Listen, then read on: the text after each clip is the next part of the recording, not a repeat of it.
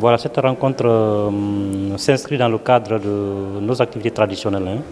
Comme vous le savez, chaque année, en début de l'année scolaire, avant le début de l'année, on tient des rencontres périodiques dans le comité départemental de développement sur la rentrée scolaire. Voilà, les problématiques qui ont été sont liées aux conditions et aux dispositions pratiques qu'il fallait prendre en termes d'engagement des différents acteurs de l'éducation pour assurer une bonne rentrée pour cette année-ci, cette nouvelle année. Depuis le 18 passé, nous avons rencontré la communauté éducative de ces différentes écoles saccagées, pillées ou brûlées.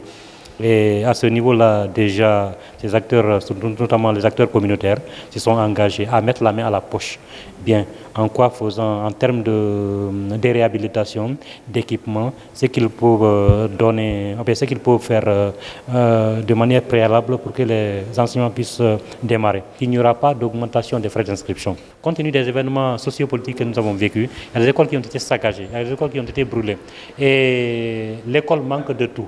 Donc les frais d'inscription ne peuvent pas régler leurs problèmes. Donc c'est la communauté elle-même qui s'est engagée à donner ce qu'on appelle des contributions volontaires pour leur permettre, pour permettre à l'école de démarrer et de fonctionner correctement. Vu les résultats à l'entrée en 6e et au certificat, il y a eu des zones où il y a eu de 100% dans l'arrondissement de Niassia. 100% dans ces écoles-là, c'est-à-dire qu'il y a eu une performance réelle à ce niveau-là. Dans l'ensemble du département, nous avons eu 85% d'admis au CFE. Et donc c'est un score, un pourcentage assez éloquent, assez important.